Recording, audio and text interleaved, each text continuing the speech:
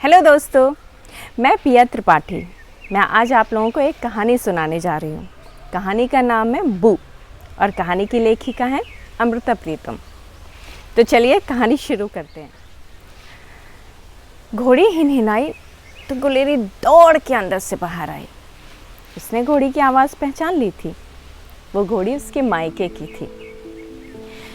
उसने घोड़ी की गर्दन के साथ ऐसे सिर टेक दिया जैसे वो घोड़ी की गर्दन ना होकर उसके मायके का द्वार हो। उसका मायका चंबे शहर में था। वो मायके साल भर में एक बार इसी महीने में जाती थी। इन दिनों इसके मायके में चुगान का मेला जो लगता था और माता पिता उसे लेने के लिए किसी न किसी को भेज देते थे। अरे भाई, इस मेले के लिए सिर्फ गुलेरी ही नहीं, गुलेरी की सारी सहेलियों के मायके वाले अपनी बेटियों को बुलवा लेते थे।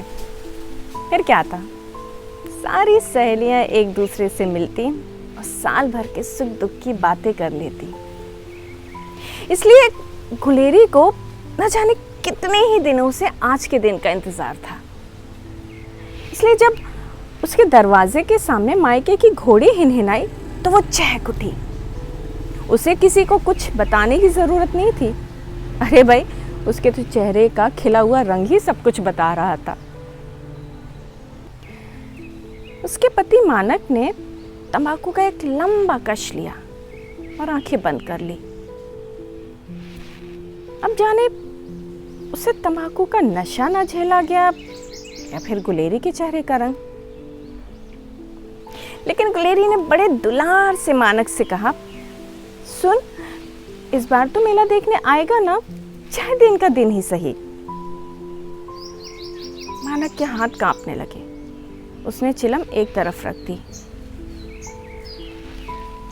गुलेरी ने उसे फिर से कहा, बोलता क्यों नहीं, आएगा ना। मानक ने गुलेरी से कहा, गुलेरी, एक बात कहूं? जानती हूं तूने क्या कहना है। क्या तुझे ये कहना चाहिए? अरे तू ही बता, साल भर में एक बार तो अपने मायके जाती हूँ और उसमें भी तू मुझे रोक रहा है। हाँ लेकिन गुलेरी, मैंने तुझे पहले तो कभी नहीं रोका ना। हाँ तो फिर अब क्यों रोक रहा है? देख, तेरी माँ ने भी मुझे कुछ नहीं कहा, फिर तू क्यों रोकता है? गुलेरी की आवाज में बच्चों जैसी जिद थी। इसलिए मानक ने आगे उससे कुछ नहीं कहा। दूसरी सुबह गुलेरी बन सवर के तैयार हो गई। घोड़ी वाले ने घोड़ी की काठी कसी और सास ससुर ने उसे ढेर सारा आशीर्वाद दिया। गुलेरी जब जाने लगी तो मानक ने उससे कहा, चल कुछ दूर तक मैं भी तेरे साथ चलूंगा। गुलेरी खुश हो गई। खुश होकर मानक की बांसुरी अपने पास रख ली। दोनों चलते चलते काफी दूर निकल आए। गांव पार कर गए। जब बीच रास्ते में पहुंचे तो गुलेरी ने मानक की बांसुरी निकाल ली और बांसुरी मानक को थमाकर उसे बजाने के लिए कहा। लेकिन मानक पता नहीं किन ख्यालों में गुम था, जैसे उसे कुछ होश ही नहीं था। गुलेरी ने फिर से उससे कहा, बजाता क्यों नहीं है बांसुरी? मानक ने गुलेरी के कहने पर बांसुरी को अपने होठों से तो लगाया, लेकिन बांसुरी में से ऐसा सुर निकला जैसे मानो बांसुरी की जबान पे छाले पड़ गए हों। मानक ने बांसुरी गुलेरी को थमाते हुए कहा, गुलेरी मत जा, मैं तुझे फिर कहता हूँ मत जा, बस इस बार रुक जा। गुलेरी ने मानक से कहा, अरे लेकिन कोई बात भी तो होनी चाहिए। अच्छा ठीक है, ऐसा करना, जब तू मेले देखने आएगा ना तो मैं तेरे साथ चली आऊंगी, पीछे मायके नहीं रहूंगी, सच कहती हूँ, पक्की बात। लेकिन मानक ने गुलेरी की तरफ ऐसे देखा जैसे वो कहना चाह रहा हो कि नहीं गुलेरी, ये बात तो बिल्कुल पक्की नहीं है, ये बात तो बहुत कच्ची है। लेकिन मानक ने गुलेरी से कुछ नहीं कहा। मानक का मन घूमता फिसलता आज से 7 साल पीछे चला गया। यही दिन थे जब वो अपने दोस्तों के साथ चुगान का मेला देखने के लिए चंबे गया था, और वहीं पर पहली बार मानक ने गुलेरी को और गुलेरी ने मानक को देखा था, और देखते ही दोनों ने एक दूसरे को अपना दिल दे दिया था। मौका पाकर वो दोनों एक दूसरे से मिले भी, और मिलते ही मानक ने गुलेरी से कहा, अरे तू तो एकदम दूधिया भुट्टे जैसी है। तो गुलेरी ने भी जवाब में कहा, अच्छा, लेकिन कच्चे भुट्टे पर तो जानवर मुंह मारते हैं, इंसान तो भुट्टा भून कर खाते हैं। अगर हिम्मत है तो मेरे पिता से मेरा रिश्ता मांग ले। मानक के दूर पास के संबंधियों में जब भी किसी की शादी होती थी तो लड़के वाले मूल्य चुकाते थे, इसलिए मानक डर रहा था कि पता नहीं गुलेरी का पिता कितना पैसा मांग ले। लेकिन गुलेरी का पिता वो तो खाता पीता आदमी था, उसने तो पहले ही सोच लिया था कि वो लड़के वालों से पैसे नहीं लेगा, जहाँ अच्छा वर मिलेगा वहाँ अपनी बेटी की शादी कर देगा। फिर क्या था, मानक को तो इस काम में कोई कठिनाई ही नहीं हुई, दोनों के दिल तो पहले से मिले हुए थे, दोनों ने अपनी शादी का रास्ता भी ढूंढ लिया। गुलेरी ने मानक के कंधे हिलाते हुए कहा कि क्या सोच रहा है तू तू मुझे कुछ बताता क्यों नहीं, क्या चल रहा है तेरे दिल में। लेकिन मानक ने गुलेरी की तरफ ऐसे देखा जैसे उसकी जबान पे छाले पड़ गए हों, उसे कुछ कहना ही ना आता हो। कि तभी घोड़ी हिनहिनाई तो गुलेरी को मायके जाने की याद हो आई। वो जाने के लिए तैयार हो गई। उसने मानक से कहा, अब मैं जाऊं और अब तू भी चला जा, मेरे साथ चलते चलते बड़ी दूर आ गया है। मानक ने भी उसी लहजे में जवाब दिया, ठीक है, तू भी चली जा, मेरे चक्कर में तू इतने दूर पैदल चलते आई है, अब जाकर घोड़ी पर बैठ जाना। मानक ने अपनी बांसुरी गुलेरी को दे दी, बोला कि तू इसे अपने साथ ही ले जा। गुलेरी ने कहा, अच्छा ठीक है, तू इसे मेले के दिन आकर बजाना, ठीक है। और इसके बाद दोनों ने अपना अपना रास्ता ले लिया। गुलेरी मायके चली गई और मानक घर लौट आया।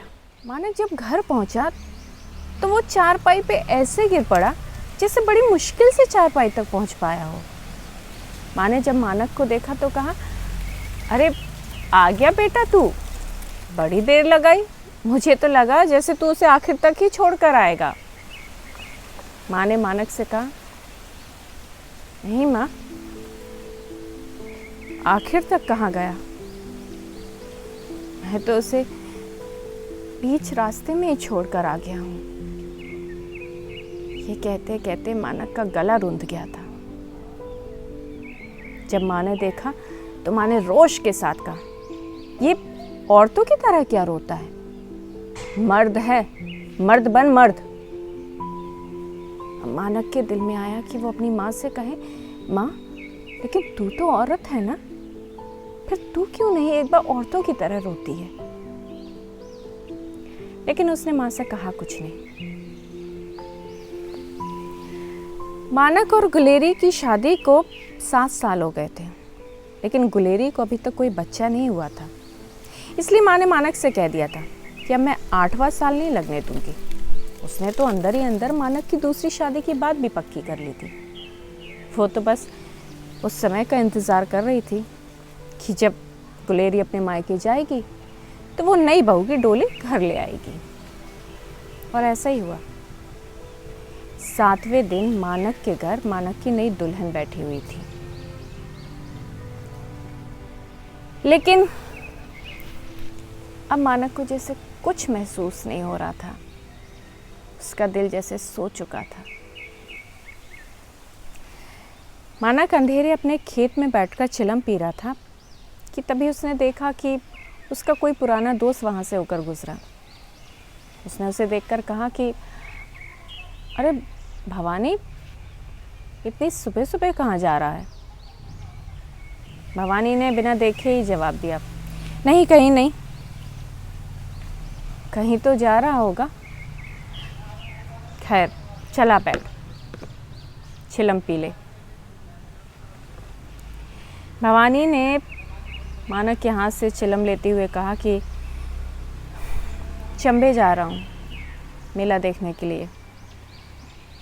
अब ये बात सुनकर जैसे मानक के दिल में किसी ने सुई चुभ होती हो, बड़ी पीड़ा हुई उसे।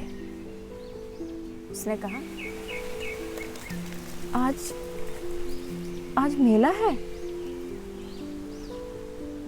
हाँ मानक, मेला तो हर साल आज के दिन ही होता है। भवानी के दिल में आया कि वो मानक से कहे कि तू भूल गया इस मेले को, तू भूल गया जब 7 साल पहले तू मेरे साथ इस मेले में गया था और इसी मेले में तुझे मोहब्बत हुई थी। लेकिन भवानी ने मानक से कुछ नहीं कहा। वो बस चिलम छोड़कर उठ खड़ा हुआ और वहां से चला गया। अब मानक के दिल में आया कि वो भी भवानी के पीछे पीछे दौड़े, वो भी उस मेले में जाए। उसने ऐसा ही किया। उसने अपनी चिलम छोड़ी और भवानी के पीछे पीछे दौड़ पड़ा। लेकिन फिर उसके पैर कांपने लगे और वो वहीं के वहीं बैठ गया। उसे सारा दिन मेले जाते भवानी दिखता रहा, बड़ी पीड़ा में रहा। दूसरे दिन तीसरे पहर का समय था जब मानक अपने खेत में बैठा हुआ था। उसने दूर से देखा कि भवानी आ रहा है। उसने भवानी को देखकर ही अपना मुंह दूसरी तरफ कर लिया। उसने सोचा कि ना उसे भवानी दिखेगा और ना उसे मेले की याद आएगी। लेकिन चक्कर काट कर भी भवानी मानक के सामने आ बैठा। भवानी का मुंह ऐसा था जैसे किसी ने अभी अभी जल रहे कोयले पे पानी डाल दिया हो। उसके मुंह का ताप लाल न होकर काला हो गया था। उसने मानक से कहा, कुलेरी मर गई मानक। क्या?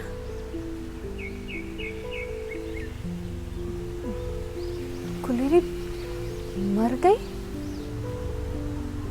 हाँ, उसने जब तुम्हारी दूसरी शादी की बात सुनी तो मिट्टी का तेल डालकर खुद को जला डाला।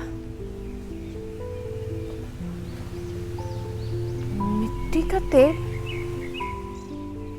इसके बाद मानक कुछ नहीं बोला। उसकी ऐसी हालत देखकर पहले भवानी डर गया, फिर उसके माँ बाप डर गए और फिर उसकी दुल्हन डर गई कि पता नहीं मानक को क्या हो गया है। ना वो किसी से बोलता था, ना किसी को पहचानता था। कई दिन बीत गए। मानक समय पे रोटी खाता था, खेती का काम भी करता था और सबकी चेहरों की तरफ ऐसे देखता था जैसे वो किसी को पहचानता ही ना हो। उसकी दुल्हन दिन रात रोने लगी। माँ बनने वाली थी। माँ ने जब अकेले बैठकर मानक को ये बात बताई तो मानक ने माँ की तरफ ऐसे देखा जैसे उसे ये बात समझ ही ना आई हो। अब बात समझ भले ना आई हो, लेकिन बात थी तो बड़ी।